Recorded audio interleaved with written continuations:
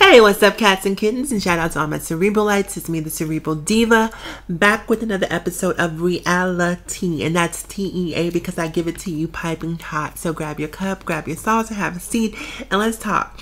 So we're going to talk about Basketball Wives, Season 6, Episode 3. The episode was titled Uninvited Guests. And it primarily centered around Jackie, Tami, and Evelyn. And it picks up where episode 2 left off, and that's with this whole exchange about Evelyn leaving money or donating money to Jackie Christie's estranged daughter's GoFundMe page for her son who had been burned, and about a subsequent message that was left that was sort of a dig at Jackie. And there really was no message, so I'm not sure where that contingent is coming from.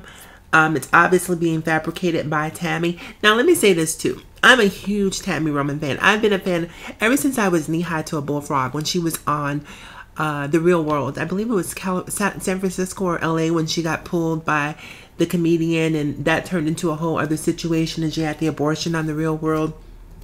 I've been watching Tami Roman for a long time. And so seeing her on Basketball Wives is sort of bittersweet. It's nice to see that she's still, out there. She's still working. She's still, sort of making moves. So I love seeing that. But I really have to be honest. I'm not sure I like the woman that she's evolved or devolved into being. So that's a whole other video. But we're not really here to talk about that. But I just wanted to touch on that briefly. So in this episode, Jackie is throwing herself a glamour party to celebrate the birth of Shani. What is her daughter's name? Shani? Yeah, I think she calls her Shani. Shani's new daughter. And what's interesting to me is one would think that if she's going to throw a party, she'd throw a party for her daughter, not necessarily for herself. But look, narcissism prevails, and Jackie felt like she was the one deserving of the party, so she threw a party for herself. And really quick to touch on these parties. Have you guys noticed that it seems like even with Shawnee's birthday party and now this glamour party, like these sort of manufactured parties that VH1 is forcing them to throw with like 3 people in the room, it just seems so sparse. Like, I mean, if you're going to have a party or an event, at least do a better job of sort of hiring background actors to fill in the scenery so it feels like an actual event. That to me just felt very sort of haphazard and thrown together. So it really didn't feel like a special occasion of any kind. It felt like a forced scene. Like, we're going to throw a party. We need to shoot a scene, but we're going to shoot a party scene. And that's what it felt like. It didn't feel authentic to me in any way, shape, or form. So I just wanted to say that really briefly. So she's throwing this glamour party for her new grandchild, who's absolutely adorable. And also, speaking of GoFundMe and Evelyn donating, I personally am going to start a GoFundMe page for Jackie Christie. And the reason I'm going to start a GoFundMe page for Jackie Christie is we're going to all, you too, don't walk out the room now that I'm asking for money. I'm talking to all of you. Everybody listen to this video. We're going to create a GoFundMe page. We're all going to donate money. And what we're going to do is hire an English tutor for Jackie, so she can stop using these malaprops and mispronouncing words and all of it's embarrassing. I don't know how Doug allows her to be on, I mean, she's a grown woman, obviously she can be on TV, but I don't know how come no one in her family who loves her has not sat her down and said, look, Jackie, we need to get you an English tutor because you're looking pretty crazy on TV. During this episode, I think the word she used was savatate. Now, the word is salivate, but I think she said sabotate if I'm not mistaken. And there's a ton. If you go back and you've watched the past season, malaprops are her specialty. She does it constantly, and it's really, really embarrassing. So yes, I'm starting a GoFundMe page because I'm going to get Jackie Christie an English tutor because it's bad. It's embarrassing to have all of this money, all of these clothes, but not be able to speak in complete sentences and actually have a firm grasp of the English language is really, really sort of sad to watch. So moving on from that. So she decides to throw this party, and she invites Evelyn, she invites Shani, but however, the two of them decided that they didn't want to be involved, being that, there's a lot of sort of controversy surrounding the one grandchild, that they felt it was a little weird to have one child suffering from burns, grandchild suffering from burns, and then celebrate the life of a new grandchild, felt a little unbalanced. And I can see how they felt that way, but at the same time, at the end of the day, look, it's not my business. That's Jackie Christie's business. However she chooses to celebrate it. If I'm her friend, I'm going to go and show a sign of support, and I'll let her and her daughter deal with that relationship outside of me, because frankly, that's none of my business. So I think that Evelyn and Shawnee really just didn't want to go, and so that provided them with the perfect escape. Let's see what else happened.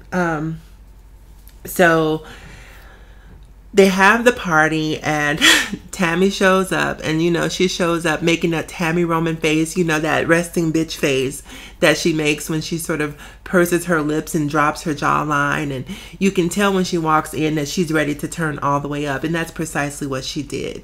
And look, I'm all one for speaking up and saying how you feel and, you know, going directly to the source. But the way Tami does it is just so acrimonious and so angry. Like, to me, when I see Tami, I see abuse. This is what I see. Having known people who've suffered from physical and sexual abuse, very often when the survivors of abuse pull themselves out of those situations, without therapy, they can turn into very angry, very hostile, very defensive people. And when I see Tami Roman, that's actually what I see. Maybe someone who suffered from sexual abuse, sexual trauma of some sort, who's decided that she'll no longer be the victim. And because she's sort of, everything she's seen is colored by the experience of being a victim, it makes her a lot more angry, a lot more acrimonious in terms of the relationships and confrontations, or the way she deals with confrontation. So that's kind of the way I see her. Like, and I also think that, you know, she has this need to feel protected, you know, to be to be insulated, and that's why she gets so angry and so hostile when she feels like her trust is violated, because she's been violated so much in the past that she takes that very, very seriously. And sometimes people who do that don't realize that the anger and the acrimony is actually sort of a self-fulfilling prophecy. When you become so angry that you're trying to endear people to you, that you actually wind up pushing them away. And that's how I see Tami. She's just such a volatile personality that it's on one hand, it's kind of funny to watch. It's definitely entertaining to watch. But when you stop laughing and really begin to evaluate and look at her, you know, as a human being, it's kind of sad to watch as well. So I'm going to take off my psychology hat for a second now. We're going to move on and talk about the rest of the episode. There is an exchange with Evelyn and Jackie Christie, and they talk about this whole message that was supposedly left on Jackie's estranged daughter's page. But what it turned out to be was not necessarily a negative message, but one of a mother supporting another mother, which was completely contrary to what Tami was alleging. So that pretty much shot a hole in her whole theory about Evelyn wanting to sort of undermine Jackie Christie as a mother. So that in turn only helped to get Tami even more angry, and it just sort of sets off this firestorm. Then we also see another scene where Tammy's at home in the kitchen with her boyfriend Reggie, who is super cute, by the way. But you know what I found really interesting about that scene is that, you know, they sort of had this May-December romance, but he actually seemed to be sort of the elder statesman in that particular scene, where it felt like if you're going to be dating someone younger, in my opinion, that person should be coaching and helping you grow. But he seemed to be sort of the stabilizer for Tami. And it's also interesting to see, because when you see her interact with him, you really get a chance to see the softer side of Tami that you don't necessarily see when she's sort of on these tirades, which she seems to be on it in every single scene. I'm trying to think of scenes where you see Tami laughing and having a good time. Every time she comes on the scene, you're expecting drama, some sort of fight, some sort of confrontation, or you're expecting her to be the antagonist or the instigator of drama between someone else. You very rarely can I recall a scene where Tami is actually on there having a good time, laughing, and just enjoying herself. Every single scene with Tami is fight, fight, fight, argue, argue, argue. That's pretty much the component that she brings to the show, and it's sad to watch. And I don't even think to a degree that she realizes that she's being exploited by VH1 as quote unquote the angry black woman, because that's really the role that she is fulfilling on this particular show. She is the epitome of the angry black woman, and it's like I said, it's entertaining to watch, but it's sad to watch too, because out of all of the other sort of more amiable personalities that you see on the show, Tami's personality is the one that people are probably going to walk away from remembering as sort of the standard bearer for in terms of how black women behave, which is so not true. Let's see what else happened on this episode. So during the party, this glamour party, Tami walks in, she sits down, and when Tami sits down and she pushes her legs apart, she opens her legs, spreads her legs, and leans forward, it's about to get real. So she started posturing towards Jackie and starts finger pointing, and things get really heated. And you can tell that Jackie, who, we've seen Jackie turn up on people in the past, like Drea. Who else have we seen Jackie turn up on? A few people in the past that Jackie has turned up on. But when it came to Tami, cooler heads prevailed. Jackie did not want any parts of that Tami exchange. She was, talking very sensibly and, trying to work things out. And, hey, sis. And that sis thing really got under Tami's skin, because she actually called her like, bitch, stop calling me sis. We're not sisters. So they had that whole heated exchange, and it was just, it's difficult. It's so hard to watch Tami behave that way, because sometimes I wonder, does she actually sit down and watch? Because what she's mad about is absolutely nothing. And this is what I loved about Jackie too in this particular scene, because in this scene, Jackie said, Tami, look, the exchange that Evelyn and I had, it wasn't about you. It wasn't about you. Okay, this was about she and I. This had absolutely nothing to do with you. What she said about you was so minute that it went right over my head. I did not even pay attention to it. And if ever Jackie Christie has articulated in a way that made me want to applaud, that was a particular moment, because I think that in that particular instance, that was exactly what occurred. It wasn't about you, Tami. You're taking something that's about me, my grandchild, my daughter, and taking it and hijacking this moment and somehow making it about Tami Roman when it wasn't about you. It was about me. So Tami wants to hear no parts of it. She gets up, she storms out, makes this big exit. And then what I also thought was really interesting is that when she goes out, walks out, there's a new basketball wife. I think her name is Kristen. So Kristen follows Tami out. Now, inside the party, Tami looked around and she told Jackie, she said, I don't give a fuck about you, or any of these bitches up in here, basically. So Kristen, who happened to be one of the bitches in there, followed Tami outside to console her. Now, I don't know about you, and I consider myself to be a pretty big person, but when you call me out my name and tell me that you don't give a fuck about me, look, it's feelings mutual. So look, if you walk out the door, you'll be outside the door. The last thing I'm doing is following you outside to kiss your ass. So for whatever reason, I don't know if producers sort of edged her on to go out there and talk to Tami, but Kristen went out there and she talked to her. And Tami began sort of pouring her heart out to her, talking about how Jackie wasn't this and Jackie wasn't that. Now, the irony of that situation is Tami's doing exactly what she's mad at Jackie for. You're going to this third party and talking about Jackie to someone behind her back, so to speak. So, to me, it just seems a little bit of a contradiction, for you to be able to talk about Jackie to a third party, but not have Jackie talk to a third party about you. So I just thought that was really an interesting moment, that Tami, for whatever reason, is able to see the faults in other people, but she's one of those people who can't see the errors of her own way. Moving on from So then meanwhile, back in the party, Jackie walks inside, and then the other two random chicks like, look, these other new chicks, you guys are going to have to forgive me. I don't know their names. I haven't committed them to memory. They're just really not that important to me. But there's chick A, the sort of fairer skin, and chick B, who's sort of the caramel skinned girl.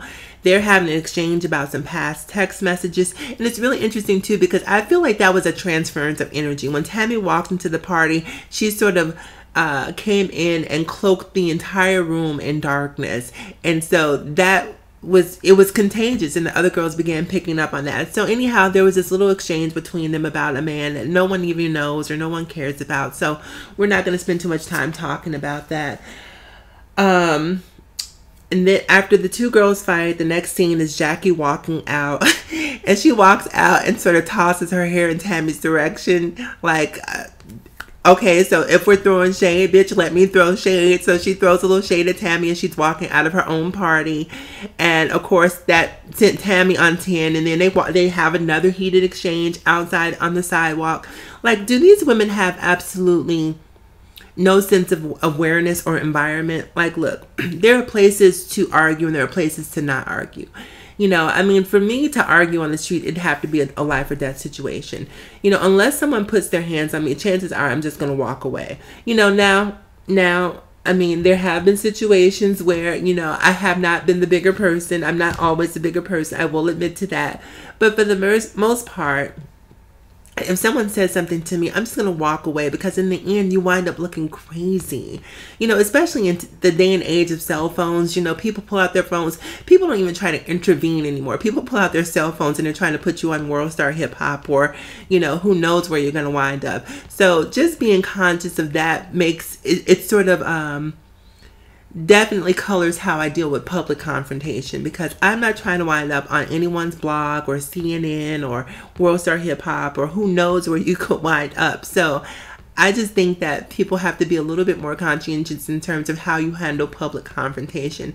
And if possible, when at all possible, just walk away from it. Walk away from it. Do not embarrass yourself in perpetuity by having a video online that's going to shame you and probably in some instances affect your quality of life. And, you know, who knows if a prospective employer could see it or what have you. So walk away when you can.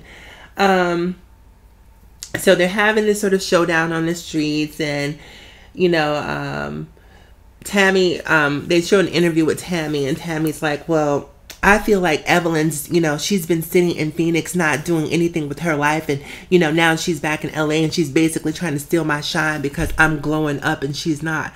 Now, wait a minute. Now, I have owned TV.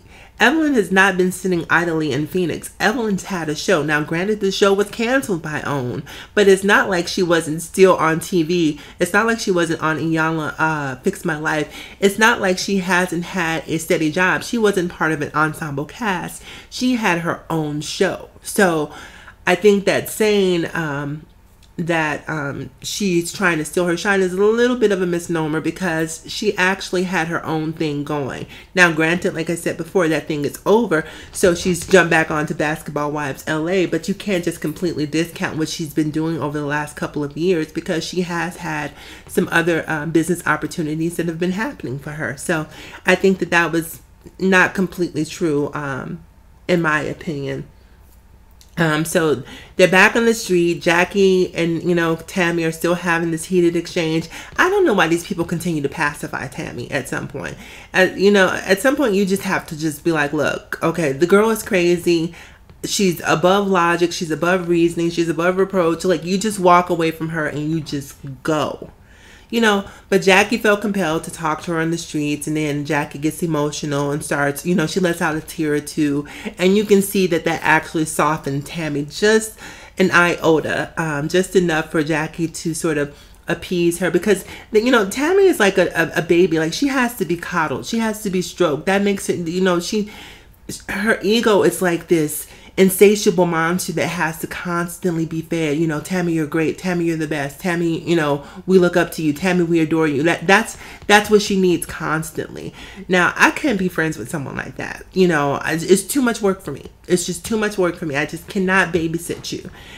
So Jackie starts feeding her ego, soaking her ego, and that was enough for Tami to walk away that night feeling appeased.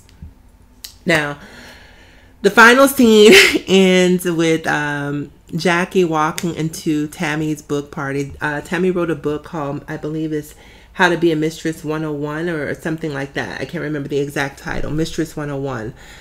And Jackie saunters into the party. It was so funny because Tami called her Foxy Brown, and I think that perfectly encapsulated exactly what Jackie was giving in that particular moment. So she saunters in, and she comes in, and Tami's on stage, and you see, I saw Jennifer there, Jennifer Williams. I can't think of the other guy from Love and Hip Hop. You know, he was half of the gay couple with Christopher Milan. He was there apparently in support of Tami. So there were a couple of interesting people who were in the audience at this particular book signing / reading / Q&A. So that happens, and after the Q&A, Jackie walks over and sort of congratulates her and apologizes. I mean, it felt like a very heartfelt apology. And also she came with a gift. She came bearing gifts. Look, anyone who's mad at me that comes bearing gifts, all is forgiven once gifts are given. So she presents Tami with, I think it was a bottle of wine and an apology. And Tami is just like so stoic and curmudgeonly and just, I don't know, like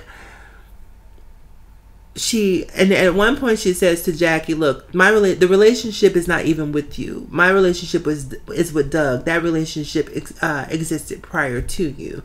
So the only reason I'm not punching you in your face is essentially because I don't want to do that to Doug's wife. And I'm paraphrasing, but that's essentially what she said. Now for me, it's time to take off my earrings. It's time to take off my earrings, because what you're not going to do is punk me in front of all these people. Now, I've tried my best to handle this like a grown woman, but when you're putting me on stage front and center trying to make an example of me, that's what you will not do. So at that point, that's when I would probably have to be like, okay, look, I'm going to have to bring out the South Side of Chicago right now and just go toe to toe with you, because at this point, you absolutely have zero respect for me, and I can't respect someone that does not respect me. So what's up? So she tells Jackie that the only reason she's not punching her in her face because she's Doug's wife. And then you see Tami's daughters rush in to intervene, and they're telling her that she has an emergency phone call, which obviously they were doing to try to pull their mother out of the situation. And it's bad when your children have to pull you out of the situation, when your kids have more sense, more wherewithal than you. That's really a bad sign. You know, I want to say at some point, you know, Tami needs anger management, but I think she's beyond medication. I'm sorry, beyond anger management. She needs medication. She needs to be medicated. Something's wrong with this. The lady is chemically imbalanced. You know, she definitely needs some serotonin. She needs some sort of antidepressant, some mood stabilizers. She needs something to help her not be so angry, not be so hostile, not be so volatile. I don't know exactly what the cocktail that she needs to have prescribed, but someone definitely needs to help this woman before she winds up either dead or in jail, because people like her, that's typically what happens. Like, either they get into an altercation and they go too far and they hurt someone, or either people are so afraid of them that person winds up hurting them. You know, my mother used to always tell me, you know, don't try to scare people, because a scared person will hurt you. And I think that Tami needs to understand that sometimes you can make people so fearful of you that they're trying to get you before you get them, because your reputation precedes you. So I'm trying to think if there's anything else I missed you guys in this episode. I think that's pretty much it. So if you haven't seen this episode of Basketball Wives, definitely check it out. It was a really interesting episode once again. And yeah, so remember to like, comment, and subscribe, all that good stuff. And always in closing, remember to live better, love harder, and think smarter. Also, remember you can email me at cerebraldiva@yahoo.com if you want to do Ask a Diva, if you have any questions, etc. And follow me across all social media. I'm Cerebral Diva on Facebook, Instagram, Snapchat, and Twitter. So spelled just as it's spoken. I will talk to you guys again soon. Have a fantastic day.